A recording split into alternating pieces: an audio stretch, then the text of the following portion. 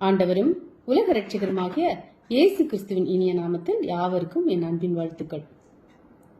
தேவா நான் ஏதினால் விசேஷித்தவன், ராஜா நான் அதை தினம் யோசிப்பவன். தேவா நான் ஏதினால் விசேஷித்தவன், ராஜா நான் அதை தினம் யோசிப்பவன். எதினா இது எதினா நீர் என்னோடு வருவதினா, எதினா இது எதினா நீர் என்னோடு வருவதினா. மேக ஸ்தம்பம் மேலிருந்து பாதுகாக்குது, பாதை காட்ட பகலெல்லாம் கூட செல்லுது. மேக ஸ்தம்பம் மேலிருந்து பாதுகாக்குது, பாதை காட்ட பகலெல்லாம் கூட செல்லுது. அன்பான தேவன் என்னோடு வருவார், அது போதும் என் வாழ்விலே. அன்பான தேவன் என்னோடு வருவார், அது போதும் என் வாழ்விலே. தேவா நான் எதினால் விசேஷித்தவன், ராஜா நான் அதை தினம் யோசிப்பவன். தேவா நான் எதினால் விசேஷித்தவன், ராஜா நான் அதை தினம் யோசிப்பவன். எதினா இது எதினா நீர் என்னோடு வருவதினா, எதினா இது எதினா நீர் என்னோடு வருவதினா. தாகம் கொண்ட தேவ ஜனம் வானம் பார்க்குது, அவள் கொண்ட கண்மலையும் கூட செல்லுது. தாகம் கொண்ட தேவ ஜனம் வானம் பார்க்குது, அவள் கொண்ட கண்மலையும் கூட செல்லுது. என் ஏக்கமெல்லாம் என் தேவன் தீர்ப்பா, சந்தோஷம் நான் காணுவேன். என் ஏக்கமெல்லாம் என் தேவன் தீர்ப்பா, சந்தோஷம் நான் காணுவேன். தேவா நான் எதினால் விசேஷித்தவன், ராஜா நான் அதை தேவா நான் எதினால் விசேஷித்தவன், ராஜா நான் அதை தினம் யோசிப்பவன்.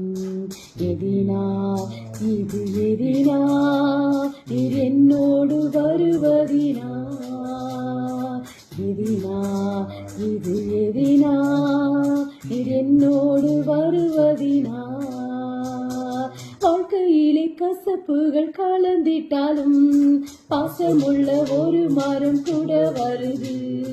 வாழ்க்கையிலே கசப்புகள் கலந்திட்டாலும் பாசமுள்ள ஒரு மரம் கூட வருது. மாறாவி நீரை தேனாக மாற்றும் என் நேசர் என்னோடுண்டு. ஆமென். மாறாவி நீரை தேனாக மாற்றும் என் நேசர் என்னோடுண்டு. தேவா நான் எதினால் விசேஷித்தவன், ராஜா நான் அதை தினம் யோசிப்பவன். தேவா நான் விசேஷித்தவன், ராஜா நான் அதை தினம் யோசிப்பவன். எதினா இது எதினா என்னோடு வருவதினா, எதினா இது எதினா என்னோடு வருவதினா. ஆமென். உம்மை உறுதியாய் பற்றி கொண்ட மனதுடையவன் உம்மையே நம்பி இருக்கிறபடியா நீர் அவனை பூரண சமாதானத்துடன் காத்துக்கொள்வீர். ஏசாயா 26:3. சமாதானத்தை தர வல்லமை உள்ளவர் ஒருவரே, அவர்தான் சமாதான பிரபுவாகிய நம்முடைய கர்த்தராகிய இயேசு கிறிஸ்து. என்னுடைய சமாதானத்தையே உங்களுக்கு கொடுக்கிறேன், உலகம் கொடுக்கிற பிரகாரம் நான் உங்களுக்கு கொடுக்கிறதில்லை. உங்கள் இருதயம் கலங்காமலும் பயப்படாமலும் இருப்பதாக. யோவான் 14:27. உலகத்தில் எங்கு பார்த்தாலும் சமாதானம் இல்லை. வியாதிகள், வறுமைகள், கொலைகள், கொள்ளைகள் யாவையும் பார்க்கும் போது மனிதர்களாகிய நமக்கு சமாதானம் இல்லை. என்றைக்கு எப்பொழுது யாருக்கு எது நடக்கும் என்ற கேள்விக்குறியோடு மனுகுலம் வாழ்கிறது. இவைகள் எல்லாவற்றிலும் சமாதானத்தை கொடுக்கும் தேவன் நமக்கு உண்டு. எந்த சூழ்நிலையிலும் கர்த்தராகிய இயேசு கிறிஸ்துவை ஏற்றுக்கொண்டு அவரை உறுதியாய் பற்றி கொண்டவர்கள் பூரண சமாதானத்துடன் வாழ முடியும். அருமையான தேவனுடைய பிள்ளைகளே, மகனே, மகளே, உனக்கு சமாதானம் இல்லையா? வாழ்க்கையில் கைவிடப்பட்டவளாக கலங்குகிறாயா? பிள்ளைகள் உன்னை கைவிட்டு விட்டனரா? பள்ளி பாடங்களை படிக்கும் போது சரியாக படிக்க முடியவில்லையே என கலங்குகிறாயா? வீட்டுக்கு போனாலும் நிம்மதியில்லை, வேலையிலும் நிம்மதியில்லை, பிள்ளைகளின் வியாதி, வியாபாரத்தில் தோல்வி, எவ்வளவோ ஆண்டு ஆகியும் குழந்தை செல்வம் இல்லை என்று ஏங்குகிறாய் அல்லவா? இதன் நிமித்தம் உனக்குள் ஒரு கலக்கம் ஏற்படுகிறது அல்லவா? அந்த கலக்கங்களை மாற்றி இயேசு கிறிஸ்து உனக்கு சமாதானத்தை தருவார். உனக்கு சமாதானத்தை தருவதற்காகவே கல்வாரி சிலுவையில் தன்னுடைய விலையேற பெற்ற இரத்தத்தை சிந்தினார். இன்று மகனே, மகளே, நான் உன்னை நேசிக்கிறேன். உன்னை தாயின் வயிற்றிலே நீ உருவாகும் போதே உன்னை எனக்கென்று வேறு பிரித்தேன். நீ என்னுடையவன், என்னுடையவள். எனவே இயேசு கிறிஸ்துவாகிய என்னை உன் இருதயத்தில் ஏற்றுக்கொள், நீ என்னை நம்பு என்று அழைக்கிறார். உன்னுடைய கலக்கத்தை மாற்றுவார். அருமையான தேவனுடைய பிள்ளையே, கர்த்தரிடம் உன் பாவத்தை அறிக்கை செய்து விட்டுவிடு. இனி பாவம் செய்யாதே. பாவம் செய்யும் போது நமக்கு அந்த பாவம் தற்பொழுது சிறிது சமாதானம் இருப்பது போல் காணப்படும். ஆனால் சிறிது நேரத்தில் அந்த பாவம் நமக்கு சமாதானத்தையும் சந்தோஷத்தையும் தருவதில்லை. அது நிமித்தம் நம் இருதயம் கிளேசப்படும். எனவே கர்த்தராகிய இயேசுவை விசுவாசி. நீ எப்படிப்பட்டவளாகவும் காணப்பட்டாலும் கர்த்தராகிய இயேசு உன்னை நேசிக்கிறார், உனக்கு சமாதானத்தை தருவார். நீதிமொழிகள் 14:26-27 கர்த்தருக்கு பயப்படுகிறவனுக்கு திட நம்பிக்கை உண்டு. 27 கர்த்தருக்கு பயப்படுதல் ஜீவ ஊற்று, அதனால் மரண கண்ணிக்கு தப்பலாம். நீதிமொழிகள் 8:13 சொன்ன வார்த்தையின்படி தீமையை வெறுப்பதே கர்த்தருக்கு பயப்படும் பயம். பெருமையையும் அகந்தையையும் தீய வழியையும் புரட்டு வாயையும் வெறுத்து விட வேண்டும். எபிரேயர் 12:29 நம்முடைய தேவன் பட்சிக்கிற அக்னியா இருக்கிறார் என்று இருக்கிறது. நாம் என்ன செய்தாலும் என்ன பேசினாலும் தேவனுடைய ஜீவ புஸ்தகத்தில் எழுதப்பட்டு கொண்டே இருக்கும். ஒருவரும் இதிலிருந்து தப்பித்துக் கொள்ள முடியாது. நாம் பயத்துடனும் நடுக்கத்துடனும் தேவனை சேவிக்க வேண்டும். தேவனுக்கு பயந்து ஆராதிக்க வேண்டும். இப்படி நாம் கர்த்தருக்கு பயந்து நடுக்கும் போது நாம் தெரியாமல் மரண கண்ணியில் மாட்டிக்கொண்டாலோ அல்லது சத்துரு நமக்கு வைத்த கண்ணியிலும் இருந்து கர்த்தர் நம்மை விடுவிப்பார். நீ பிசாசுக்கு எதிர்த்து நில். தேவனுக்கு முன்பாக தேவ பயத்தோடு இரு. தேவன் உன்னையும் உனக்கு உண்டான எல்லாவற்றையும் பாதுகாப்பார். உயிரோடு இருக்கும் நாளெல்லாம் ஒருவனும் உனக்கு முன்பாக எதிர்த்து நிற்பதில்லை. நான் மோசேயோடு இருந்தது போல உன்னோடும் இருப்பேன். நான் உன்னை விட்டு விலகுவதும் இல்லை, உன்னை கைவிடுவதும் இல்லை. யோசுவா 1:5 என்று தேவன் யோசுவாவுக்கு வாக்குத்தத்தம் கொடுக்கிறார். ஆதியாகமத்தில் யாக்கோபுக்கும் தேவன் இதே வார்த்தையை கொடுத்திருக்கிறார். தேவனை பற்றி கொள்ளுகிற யாவருக்கும் தேவன் கேடகமும் துணையும் தஞ்சமும் கைவிடாத தகப்பனுமாய் இருக்கிறார். நானும் கூட தேவனை பற்றி கொண்டால் போதும். தேவன் நம்மை எப்படி ஆசீர்வதிப்பார். நாம் உயிரோடு இருக்கும் நாளெல்லாம் ஏதோ ஒரு சில வருடம் மாத்திரம் இல்லை, நாம் உயிரோடு இருக்கும் நாளெல்லாம் உனக்கு முன்பாக ஒருவரும் எதிர்த்து நிற்பதில்லை. அப்படிப்பட்ட வாழ்க்கை தேவனை பற்றி கொள்ளும் போது தேவன் நமக்கு கொடுப்பார். அவர் நம்மோடு இருப்பார், நம்மை விட்டு விலகவே மாட்டார். தேவன் நம்மோடு இருந்தால் யார் நம்மை எதிர்ப்பது? நீ வேலை செய்யும் இடத்தில் கூட தேவனை உன் இருதயத்தில் போற்றி பாடு. உன் மேல் அதிகாரி பொல்லாதவராய் இருந்தால் என் தேவன் உன்னோடு இருப்பதை காண்பார், பாதுகாப்பார். தேவன் நான் உங்களை திக்கற்றவர்களாக விடேன், உங்களிடத்தில் வருவேன். யோவான் 14:18. ஒரு குடும்பத்தில் கணவனும் மனைவியும் காதலித்து திருமணம் செய்து கொண்டவர்கள். அவர்கள் குடும்பம் வித்தியாசமான பின்னணியில் இருந்தபடியால் இருவரின் உறவினரும் இவருடைய திருமணத்துக்கு சம்மதிக்கவில்லை. கணவன் நல்ல வேலையில் இருந்தார், மனைவி இல்லத்தரசியாக வீட்டை கவனித்துக் கொண்டிருந்தார்கள். அவர்களுக்கு 3 பிள்ளைகள் பிறந்தார்கள். மனைவி கணவர் இல்லாமல் எதுவும் வாங்கவோ செய்யவோ அறியாதவர்கள். எல்லாவற்றுக்கும் கணவரையே எதிர்பார்த்து வாழ்ந்து வந்தார்கள். அந்த நேரத்தில் கணவனுக்கு கூட வேலை செய்கிற ஒரு பெண்ணோடு தொடர்பு ஏற்பட்டு அந்த பெண்ணை முதல் மனைவியின் சம்மதமோ விருப்பமோ எதுவுமின்றி திருமணம் செய்து கொண்டான். மனைவிக்கு தெரிந்த போதோ என்ன செய்ய முடியும்? 2 பெற்றோரின் விருப்பமின்றி நடந்ததால் அவர்களிடம் போக முடியாத சூழ்நிலை. தனிமையாக்கப்பட்ட அந்த பெண் தன் 3 பிள்ளைகளுடன் நிராதவராக நின்றார்.